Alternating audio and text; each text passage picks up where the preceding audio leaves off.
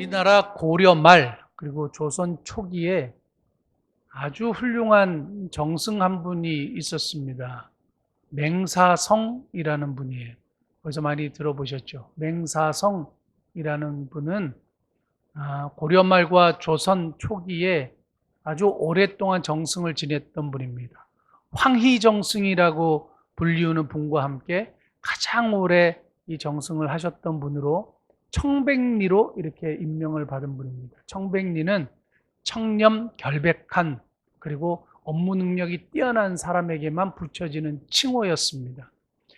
이분이 굉장히 검소하고 굉장히 사람들에게 겸손하며 그리고 본이 되었고, 그리고 이런 물질관이 너무너무 분명했습니다. 그래서 과거의 대감들은 의리의리한 저택, 한옥집에서 이렇게 살았는데, 이 맹사성이라는 분은 집이 아주 그렇게 크지 않고 아담한 것으로 정평이 나 있습니다. 그래서 그 집을 사람들이 찾아왔을 때 깜짝 놀랐습니다. 그래서 제가 이 맹사성이라는 분을 조금 이렇게 보니까 우리나라에 참 이런 분들이 있었으면 정말 좋겠다. 다시 이런 맹사성과 같은 청백리와 같은 그런 지도자들이 우리나라에 다시 이렇게 좀 많이 생겨났으면 좋겠다, 이런 생각을 하게 되었습니다.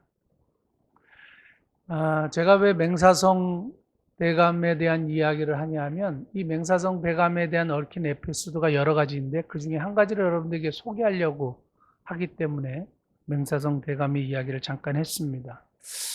어느 날 도포를 아주 잘 입은 젊은 선비가 시골 마을을 향해서 이렇게 열심히 걸어갔습니다. 막 손에 많은 보따리와 짐을 들고 걸어갔는데, 딱 앞에 조금 깊은 개울물과 같은 이제 시내를 만나게 된 겁니다. 근데 옆에 보니까 한 노인이 낚시를 이렇게 하고 있는 거예요. 낚시를 이렇게 하고 있으니까 이 젊은 선비가 이 노인에게 이렇게 얘기합니다. 저기 어르신, 제가 지금 아주 중요한 일로 이 개울을 건너서 가야 되니까 저를 좀 업고 이 개울을 좀 건너 주실 수 있겠습니까? 이렇게 얘기한 거예요. 그러니까 노인이 무슨 일이시냐 그랬더니, 제가 이 정말 중요한 일로 이 개울을 건너가야 되는데 이 도포가 이 물에 젖으면 아무래도 좀 문제가 될 것 같으니 저를 좀 업고 건너가 주십시오. 이렇게 했어요. 그러니까 노인이 알겠다고.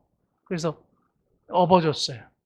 업어주면서 이렇게 개울을 건널 때에 선비가 얘기합니다. 제가 사례는 톡톡하게 드리겠습니다. 이렇게 한 거예요.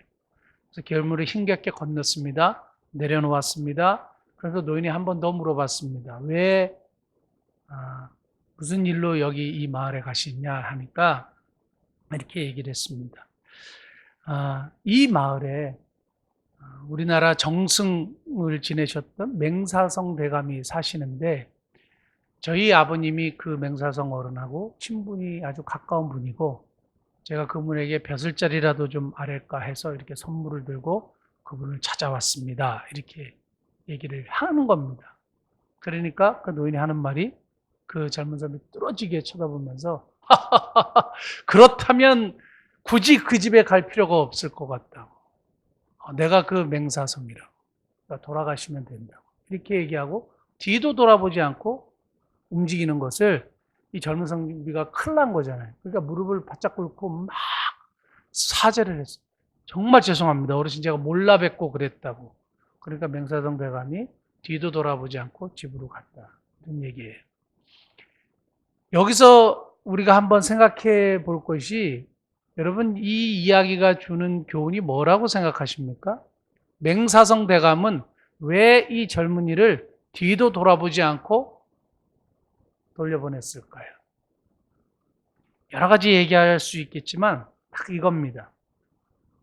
맹사성 대감을 만나서 벼슬을 아뢰는 중요한 일이라고 본인이 생각한 그 중요한 일은, 많은 선물을 들고 기꺼이 하지만 거추장스러운 일, 도포가 젖는 일, 개울을 건너는 일, 그런 것은 별로 하고 싶지 않은 거죠. 수고스럽고 거추장스러운 일은 하고 싶지 않는 겁니다.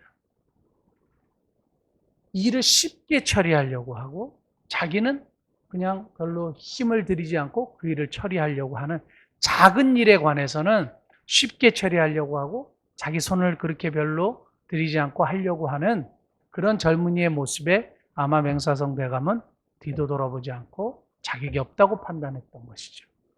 제가 오늘 이 말씀을 서두에 드리는 것은 제가 오늘 설교의 제목을 하나님의 전략으로 싸우라 이렇게 제목을 잡았습니다. 하나님의 전략과 굉장히 관계가 되어 있습니다. 오늘 본문의 배경을 한번 살펴보면 이렇습니다. 그 놀라운 여리고성을 하나님의 방법대로 무너뜨렸습니다. 그리고 이제 두 번째 아주 작은 성, 12,000명 정도밖에 살지 않은 아이성, 그 아이성과의 전투에서 이스라엘이 대패해버렸어요. 대패해버렸어요. 그 이유가 이렇게 나와 있습니다. 7장 2절, 3절 한번 볼까요? 7장 2절, 3절. 여호수아가 여리고에서 사람을 베델 동편 베다연 곁에 있는 아이로 보내며 그들에게 말하여 이르되 올라가서 그 땅을 정탐하라 하매 그 사람들이 올라가서 아이를 정탐하고 여호수아에게로 돌아와 그에게 이르되 백성을 다 올라가게 하지 말고 2-3천 명만 올라가서 아이를 치게 하소서. 그들은 소수이니 모든 백성을 그리로 보내어 수고롭게 하지 마소서 하므로. 맞는 얘기 아닙니까? 얼마 되지 않은 작은 성에 작은 숫자를 보내서, 그것도 3천 명이라면 엄청난 숫자인데 이걸 보내가지고 처리하게 하는 것은 당연히 상식적인 일이죠. 상식적인 일인데 이스라엘이 패배했습니다. 나중에 알고 보니까 그것이 아간이라는 사람의 범죄 때문에 하나님께서 이기지 못하게 하셨고 패하게 하셨다는 사실을 나중에 발견했고, 그래서 아간의 죄의 문제를 해결했습니다. 아간과 아간이 훔친 물건을 다 돌로 쳐서 돌무더기를 쌓고 그곳 이름을 아골골짜기다 이렇게 불렀다고 7장 후반에 그렇게 이제 말씀하고 있는데요. 제가 오늘 말씀드리고 싶은 것은, 그러나 이러한 실패를 딛고 결국 이스라엘 백성들은 승리를 거두게 되고 그 다음부터는 백전백승입니다. 승리를 거두게 되었습니다. 하나님의 전략으로 싸우게 되었을 때 승리를 거두게 되었습니다. 자기의 생각으로 싸웠을 때는 패배했습니다. 자기 속에 죄의 문제가 해결되지 않았을 때 패배했고, 자기의 경험과 자기의 이성과 자기들의 판단으로 싸웠을 때 패배했는데, 하나님의 전략으로 싸우니까 이스라엘 백성들이 승리를 하게 됐습니다. 그 하나님의 전략이 도대체 뭐냐? 그것을 여러분들에게 말씀드리기 원하고, 이 하나님의 전략은 비단 오늘 이스라엘 백성들이 가나안 전투에만 적용되는 것이 아니라 우리들의 사업과 우리들의 직장과 우리들의 학교와 우리들이 하고 있는 모든 일들에 적용되는 전략이기 때문에 여러분 귀담아 들으시고 적용하셔서 승리를 쟁취하시는 복된 저와 여러분 되시기를 바랍니다. 자, 하나님의 전략은 뭐냐? 1절입니다. 1절. 8장 1절 말씀 한번 같이 읽겠습니다. 시작. 여호와께서 여호수아에게 이르시되 두려워하지 말라, 놀라지 말라, 군대를 다 거느리고 일어나 아이로 올라가라. 보라, 내가 아이 왕과 그의 백성과 그의 성읍과 그의 땅을 다 너 손에 넘겨 주었으니. 아멘. 첫째, 하나님의 전략은 작은 일에도 전력을 다하는 것이다. 작은 일에도 전력을 다하는 것이다. 1절에 보시면 두려워 말고 놀라지 말라. 군대를 어떻게 해요? 다 거느리고. 군대가 몇 명인지 아세요? 60만 1,729명이에요. 아간 한 사람이 축이 났기 때문에 60만 1,729명을 다 거느리고 가라 그랬어요. 상식적으로 말이 안 되잖아요. 아이성은 12,000명이고 작은 성이에요. 그런데 하나님께서 뭐라 그러셨냐면 다 거느리고 가라. 작은 일이라고 너희 이성으로 하지 말고, 작은 일이라고 너희들의 판단으로 하지 말고, 작은 일이라 할지라도 그냥 대충 하지 말고 최선을 다하라 이겁니다. 전력을 다하라 이거예요. 그리고 나서 보면 3절과 4절에 보면 군사 3만 명을 성읍 뒤편에다 매복시켜요. 하나님이 복병을 두라고 했기 때문에 여호수아가 3만 명이나 되는 사람을 성읍 뒤편에다 매복해요. 그 다음에 15절, 16절을 보면 유인을 해요. 그 다음에 20절에 보면 협공을 해요. 매복과 유인과 협공은 전략적으로 굉장히 중요한 전술 중에 하나입니다. 전투에. 그런데 이 아이성을 치는 이 일에 이런 어마어마한 전술이 다 사용된 거예요. 대단한 전투도 아니고 뭐 어마어마한 전투도 아닌데 하나님은 60만 1,729명을 다 데리고 가고 그리고 매복을 시키고 그리고 유인을 하고 협공을 했어요. 이런 전술을 다 동원해서 그들을 치도록 하셨어요. 다 거느리고 최선을 다해라 이거예요. 이게 하나님의 전략이에요. 우리는 보통 하나님의 전략을 뭔가 쪽집게처럼 뭔가 하나 딱 쉽게 할 수 있는 그런 거, 그리고 우리가 쉽게 딱 해서 일확천금을 얻는 그런 거라고 생각하는데 하나님의 전략은 작은 일에도 전력을 다하는 것이 하나님의 전략이에요. 여기서부터 승리가 나오고 여기서부터 하나님의 역사가 일어나는 겁니다. 하나님을 믿는다고 대충 하면 안 된다는 거예요. 하나님을 믿으면서 자기의 이성과 자기의 판단을 믿고 그냥 하면 안 된다는 거예요. 작은 일이더라도 최선을 다하는 거예요. 더 중요한 것, 24절, 26절 한번 보실까요? 24절에서 8장 24절 보시면 이스라엘이 자기들을 광야로 추격하던 모든 아이 주민을 들에서 죽이되 그들을 다 칼날에 엎드러지게 하여 진멸하기를 마치고 온 이스라엘이 아이로 돌아와서 칼날로 죽임에 그날이 엎드러진 아이 사람들은 남녀가 모두 12,000명이라 그랬죠. 자, 26절 같이 한번 보겠습니다. 아이 주민들을 진멸하여 바치기까지 여호수아가 단창을 잡아 든 손을 거두지 아니하였고. 보십시오. 아이 성을 치는데 매복하고 유인하고 협공하고 그리고 이들을 다 쳤어요. 그런데 여호수아가 단창을 잡아든 손을 거두지 않았어요. 언제까지? 끝까지요. 작은 일에 전력을 다하고 끝까지 최선을 다하는 것이 하나님의 전략이에요. 이것을 하나님은 우리에게 가르쳐 주시는 거예요. 성경을 볼 때 그냥 이렇게 해갖고 싸워서 이겼구나, 좋은 전술이구나 이게 아니고요. 하나님의 전략은 너희들이 이성을 의지하지 마. 하나님을 의지하되 작은 일이라도 전력을 다하고 끝까지 최선을 다해. 그래야 승리할 수 있어. 하나님은 우리에게 그것을 가르쳐 주신다고 믿습니다. 제가 그 성경에 작은 일 또는 작은 것 또 작은 자 이런 것을 한번 쭉 살펴봤어요. 특별히 예수님이 뭐라고 말씀하셨는지에 대해서 신약을 한번 전체에 다 훑어봤어요.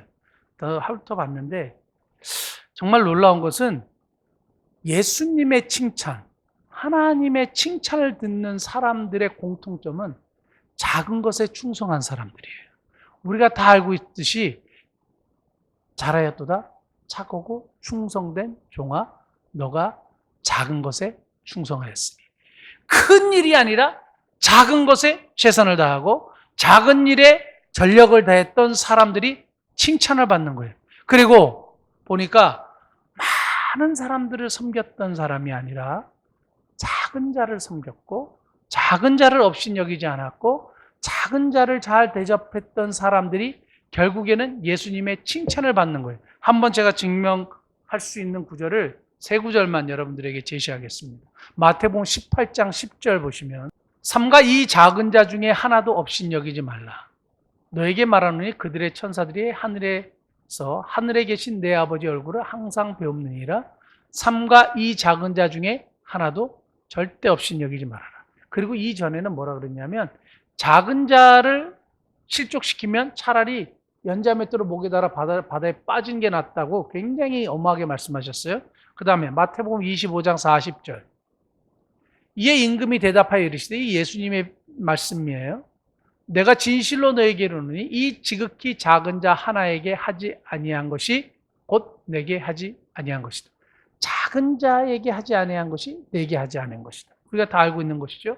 누가복음 19장 17절 주인이 이르되 잘하였다 착한 종이여 내가 뭐예요? 지극히 작은 것에 충성하였으니 열 골 권세를 차지하라. 결국 성경에서 예수님이 가르치시는 핵심 기독교의 영성 어디에 있느냐? 작은 일, 작은 것, 작은 자에게 최선을 다하는 거예요. 제가 지난 주간에 읽었던 글 중에 참 감동이 있었던 이야기가 하나 있어서 여러분들에게 소개합니다. 폴이라는 한 회사원이요. 뉴욕에서 중요한 미팅이 있어서 맨하탄인 것 같아요. 맨하탄이어야 택시를 잡고 교통체증이 있고 막 이렇게 교통이 복잡하거든요. 미국은 되게 이렇게 뭐 별로 그렇지는 않아요. 그런데 맨하탄 같은 경우는 대도시고 복잡한 그런 도시입니다. 그 뉴욕에서 중요한 미팅을 마치고 자기 동료들과 함께 이제 공항으로 가야 돼요. 존 F 케네디 공항에 가가지고 돌아가는 비행기를 타야 되는데, 그래 거리로 나왔어요. 근데 금요일 저녁이라 막 교통 체증이 어마어마한 거예요. 택시 잡기가 하늘의 별 따기예요. 근데 마침 기적적으로 빈 택시 하나가 딱 오는 거죠. 그래서 동료들이 막 앞으로 그 택시를 잡기 위해서 딱 달려가다가 노점상 하는 과일 과판대를 탁 쳤어요. 그러니까 과일과 야채들이 이렇게 쏟아졌습니다. 근데 세상 사람들이잖아요. 그리고 이 사람들은 그냥 택시를 타고 폴에게 빨리 타, 빨리 타. 우리 지금 비행기 늦어. 비행기 늦으면 큰일 나. 회사에 제대로 도착해야지. 뭐 이렇게 이제 얘기를 한 겁니다. 그러니까 폴이 아무리 생각해도 자기가 크리스찬이니까 이렇게 그냥 갈 수가 없는 거예요. 고민하다가 먼저 가라고. 그러니까 빨리 타라고. 아니, 가라고. 그렇게 얘기했어요. 그리고 폴이 어떻게 했느냐? 그 과일하고 야채를 이렇게 주워줬어요. 그리고 그 가판대에서 울고 있는 할머니를 만났어요. 그 할머니를 가까이서 보니까 울고 있는데 시각장애인이에요. 시각장애인이에요.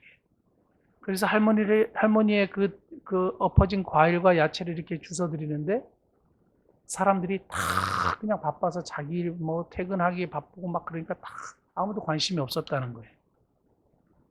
그러면서 이렇게 하는데 돈을 이제 지갑에서 꺼내가지고 할머니 이걸로 아마 과일과 이렇게 저 상한 모든 것에 충분한 보상이 될 겁니다 하고 넉넉하게 돈을 쥐어드렸대요. 그러니까 할머니가 눈물을 닦으시면서 뭐라 그랬냐면 이렇게 얘기했대요. Are you Jesus? 당신 예수님이에요? 이렇게 얘기를 했대요. 그러니까 갑자기 폴이 정말 엉뚱한 얘기를 듣고 이게 무슨 저는 예수님이 아니에요. 그러니까 시각장애 할머니가 가판대가 탁 넘어지고 우당탕 했을 때 할머니가 기도했대요. 제가 도움을 요청할 수 있는 분이 예수님밖에 없어서 예수님 오셔서 저를 좀 도와주세요. 제가 눈이 안 보이니까 이게 어떻게 할 수, 예수님 오셔서 저를 도와주세요. Jesus, please come help me. 이렇게 얘기를 했대요. 근데 그렇게 기도했는데 기도의 응답처럼 한 사람이 딱 다가오더니 자기의 과일을 대신 주워주고 돈을 쥐어주면서 충분한 보상이 될 거라고 얘기를 했대요. 그러니까 저는 예수님이 아니에요. 그러니까 그 할머니가 뭐라 그랬냐면 You must be Jesus. 당신은 예수님이 틀림없다. 작은 일, 작은 자에게 그냥 이건 내가 도와야 되는 일이야 하고 아무도 관심 없을 때 최선을 다해서 도와줬을 때 그 사람의 모습을 통해서 누가 드러나느냐? 예수 그리스도가 드러나는 거예요. 그래서 기독교의 영상, 성경에서 가르치는 예수님이 가르치는 그 핵심은 결국에 우리가 작은 일, 작은 것, 작은 자에게 관심을 가지고 전력을 다할 때 결국에 누가 드러나고 누가 영광을 받으시느냐?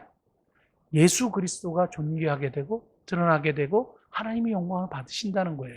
그러니까 우리는 자꾸 큰 일, 높은 것, 많은 것, 위대한 것, 잘 나가는 것, 뭐 각광받는 것 이런 것에 많이 신경을 쓰는데 기독교의 영성은 그게 아니라 제가 이런 일들을 찾으면서 어떤 한 구절을 찾다가 한 목사님이신지 어떤 한 크리스찬이 쓰신 주맘과 내 맘이라는 시를 발견했습니다. 제가 여러분들에게 한번 읽어볼 테니까 나에게 한번 적용하시면서 한번 생각해 보실 수 있길 바랍니다. 주맘과 내 맘. 주님은 죽으셨는데 나는 살고만 싶고, 주님은 낮아지셨는데 나는 높아지려 하고, 주님은 가난하셨는데 나는 부자가 되고 싶네. 주님은 고난받으셨는데 나는 영광만 원하고, 주님은 한없이 주시는데 나는 받으려고만 하며, 주님은 섬기시는데 나는 섬김 받으려 하네. 주님은 무소유신데 나는 소유하려 하고, 주님은 무소속인데 나는 소속하려 애쓰며, 주님은 무저항이신데 나는 저항하고 있네. 주님은 지셨는데 나는 이기려고 하고, 주님은 이해하셨는데 나는 오해하고, 주님은 선한 목자신데 나는 상만 생각하네. 주님은 이름 없었으나 나는 이름 내려 하며, 주님은 무명하시나 나는 유명해지고 싶고, 주님은 뜰 때 숨으셨는데 나는 뜰 말만 기다리고 있네. 주님은 친히 사랑하셨는데 나는 말로만 사랑하고, 주님은 원수도 위하셨는데 나는 친한 이만 위하고, 주님은 원수도 친구 삼는데 나는 친구도 원수 만드네. 주님은 내 원대로 아니나 나는 내 원대로 되옵시고, 주님은 내 뜻대로 아니나 나는 내 뜻대로 되옵시며, 주님은 내 맘대로 아니나 나는 내 맘대로 한다네. 주님은 작은 일 하라시나 나는 큰 일만 생각하고, 주님은 소자와 친구인데 나는 대자와 장자만 좋아하고, 주님은 은밀히 하시나 나는 침소봉대 광고하네. 정말 의미심장한 글입니다. 기독교의 영성 예수님의 가르치심은 작은 일, 작은 것, 이러한 일에 전력을 다하는 거예요. 다 거느리고 올라가서 복병을 두고 최선을 다해서 싸우라. 여호수아가 단창을 들고 끝까지 그것이 이루어질 때까지 최선을 다했던 사실을 통해서 우리는 작은 일에 최선을 다하는 저와 여러분 되기 원합니다. 우리 교회에 마스크 붙이는 일을 하잖아요. 작은 일이잖아요. 저는 끝까지 할 건데 우리 교인들도 작은 일, 내가 마스크 붙이는 거 굳이. 그건 굉장히 잘못된 생각이에요. 제가 지난주에 그 손소독제 한번 체크해 주시라고 했는데 아무도 체크를 안 하신 거 같아요. 그러니까 그런 것들이에요. 그냥 아무것도 아닌데 작은 일이에요. 그런데 작은 일에 충성된 자가 큰 것에서 충성돼요. 관심이에요. 그리고 작은 자도요, 관심이 있어야 섬기는 거예요.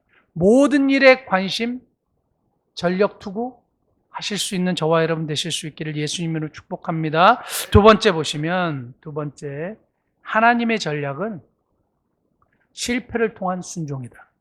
하나님의 전략은 실패를 통한 순종이다. 이스라엘은 실패했죠. 여리고성 승리 이후에, 아이성의 패배 이후에 완전히 전의를 상실했다 그랬어요.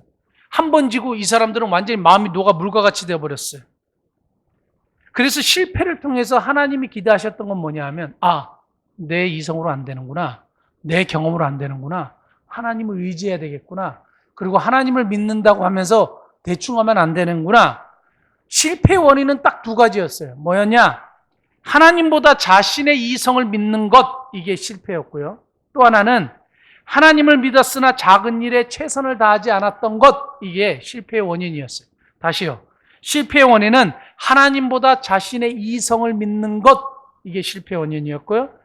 두 번째는 하나님을 믿었으나 작은 일에 최선을 다하지 않았던 것, 그러니까 대충 했던 것, 이게 실패의 원인이었어요. 이스라엘의 실패를 통해서 무엇을 배웠느냐? 하나님의 말씀에 대한 순종을 배우게 되는 거예요.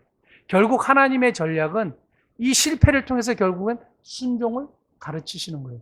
여러분, 실패했다고 해서 여러분 너무 염려하지 마시고 걱정하지 마십시오. 우리 인생은 실패투성인데 실패를 통해서 꼭 배워야 될 거 하나 있어요. 내 이성으로 안 되는구나. 내 경험으로 안 되는구나. 하나님의 말씀대로 해야 되는구나. 이것만 깨달으시면 여러분은 성공하는 겁니다. 이번 주에 정말 크게 깨닫고 너무너무 감사한 사건이 하나 있었어요. 여러분들하고 정말 나누고 싶은데요. 이번 주간에 그 필리핀 세 번째 교회 그 계약을 완전히 마쳤어요. 그리고 이제 사진을 보내주셨는데 다음 주에 우리 전사님 통해서 한번 보여드리는데요. 선교사님이 뭐라고 말씀하셨냐 하면 필리핀 세 번째 교회 공사를 먼저 했으면 좋겠습니다. 그 얘기를 했어요. 그래서 제가 속으로 이 선교사님 어떻게 알았지? 이 생각을 한 거예요. 선교사님 모르고 얘기한 겁니다. 그래서 그거 좋죠. 제가 왜 그런 생각을 했냐 하면 세 번째 교회는 이미 그 세 번째 교회를 계약할 수 있는 자금이 있고 또 그 공사할 수 있는 예산이 이미 마련돼 있잖아요. 이미 마련돼 있어요. 그런데 두 번째 교회는 사실상 그 교회를 계약하는 그 금액만 우리에게 있었어요. 그래서 그 금액을 보내고 나니까 사실은 제 머릿속으로 이 공사비를 교회를 수리하고 이렇게 또 밑에 바닥 깔고 이러면 돈이 여러 가지로 들 텐데 이 재원을 어떻게 마련하지? 이거를 사람들에게 저는 막 후원해달라고 이렇게 하지 않잖아요. 이걸 어떻게 하지? 아, 장로님하고 상의를 해가지고 제 마음속에 그냥 생각이에요. 장로님하고 상의해가지고 이거는 우리 교회가 하자고 하면 어떨까? 그리고 장로님이 이 운영위원회 한번 소집을 같이 해가지고 운영위원들을 통해서 의논을 하고 그러면 또 운영위에서 헌금을 하자고 하지 않을까? 뭐 혼자 묵치고 장구치고 많은 생각을 이렇게 했어요. 그 두 번째 그 교회에 예산이 마련되지 않은 공사비 우리 교회에서 해야지 이런 생각을 딱 했는데요. 지난주 월요일날 전화가 한 통 왔어요. 전화가 딱 한 통 왔는데 부산에 계시는 한 권사님이에요. 부산에 계시는 한 권사님이 저희 이 필리핀의 교회를 세우는 일에 굉장히 관심이 많았어요. 그리고 이러셨다는 거예요.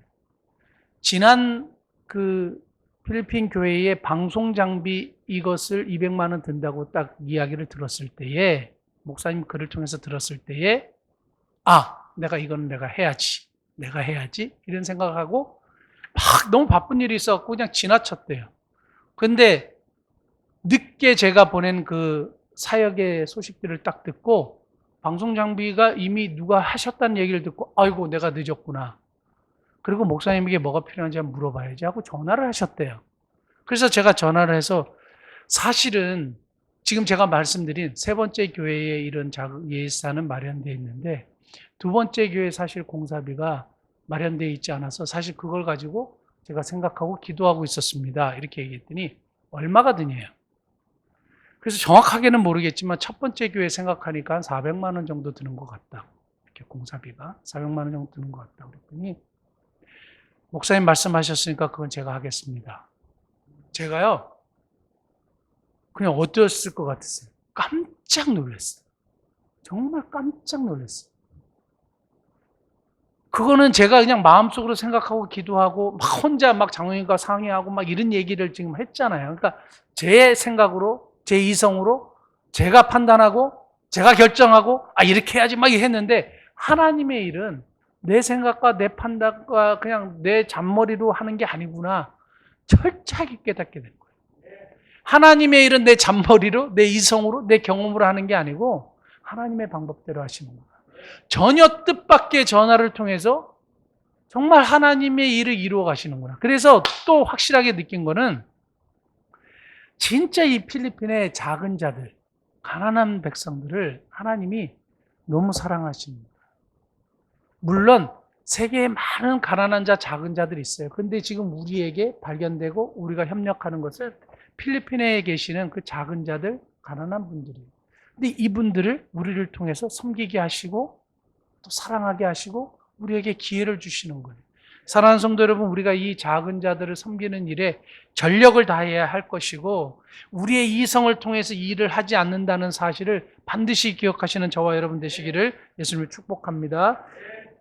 전략에 대한 세 번째는 하나님의 전략대로 싸우는 자에게 하나님의 전략대로 싸우는 자에게는 보상이 있다.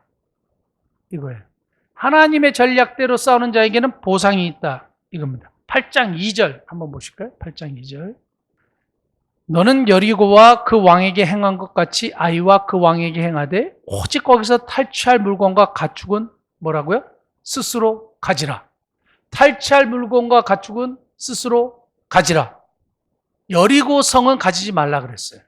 이거는 첫 성읍이고 첫 열매니까 너희가 가지는 게 아니야. 이거 하나님께 온전히 바쳐. 그래서 다 없애버려. 근데 요 말을 듣지 않았던 한 사람이 있었어요. 아간이요. 저는 이거 보면서 너무너무 감사했던 건 뭐냐면 왜 그 여리고 성 때 좀 이렇게 취하고 자기 걸 삼아도 되잖아요. 근데 하나님은 왜 이렇게 혹독하게 하실까? 그리고 아간 한 사람의 범죄로 60만 1,729명은 굉장히 어려움을 당하잖아요. 근데 조금 기다렸더니 뭐예요? 아이성부터요. 탈취물과 가축들을 가질 수 있게 된 거예요. 아이성 다음의 성도 또 가질 수 있게. 그 다음의 성도 또 가질 수 있게 돼요. 하나님의 전략대로 싸우면 부를 축적하게 되고 자기가 원하는 것을 가지게 되는 거죠.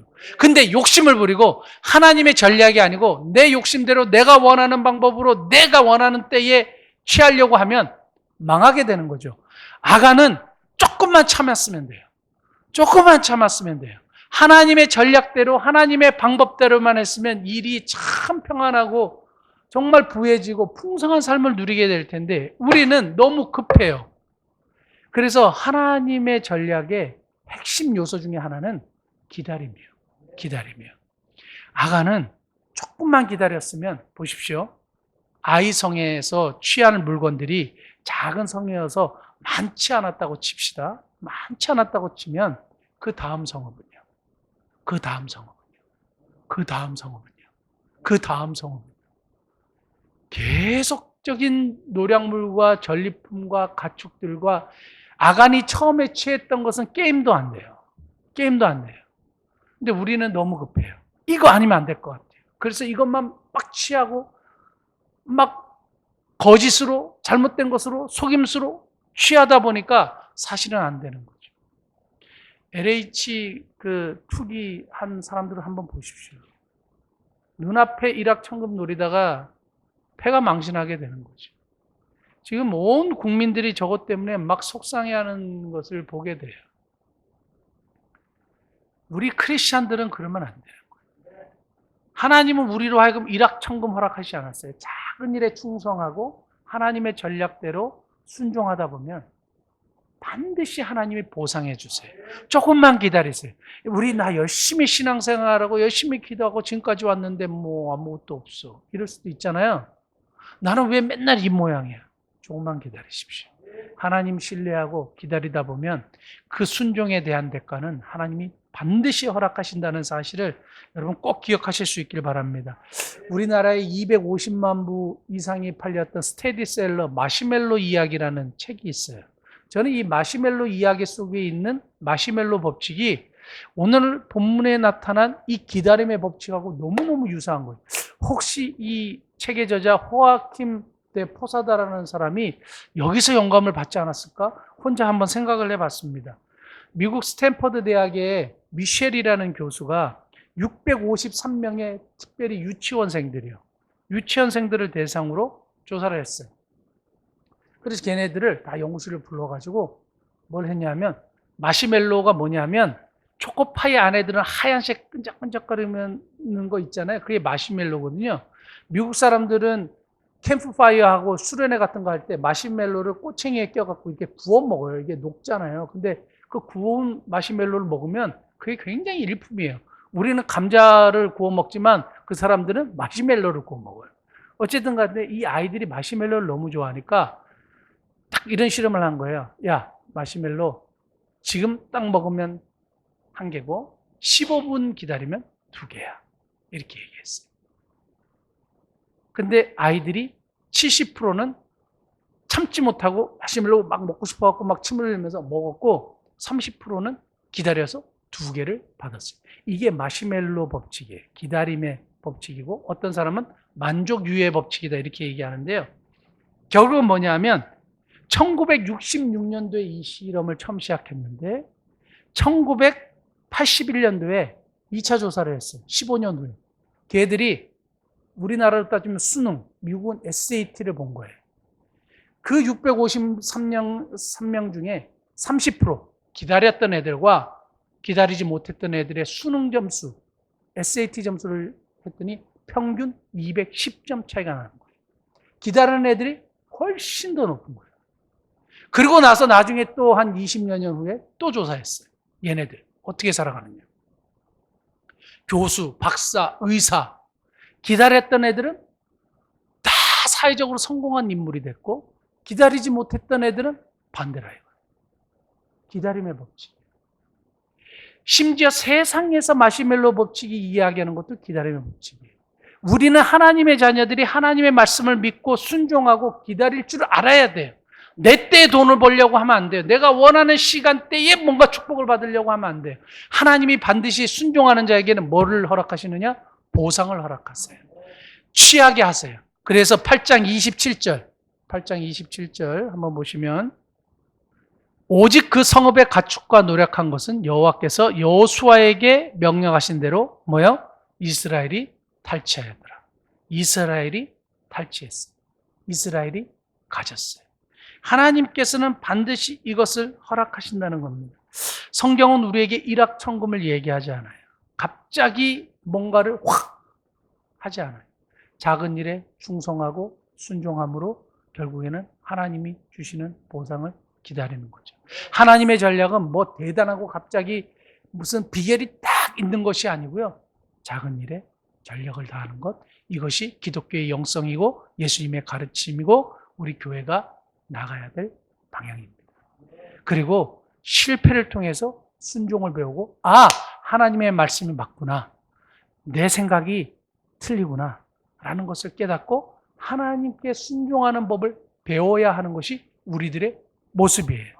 그리고 순종을 통해서 결국에는 하나님이 보상을 주시기 때문에 기다리고 끝까지 순종할 줄 아는 하나님의 백성 되시기를 예수님의 이름으로 축복합니다. 기도하시겠습니다.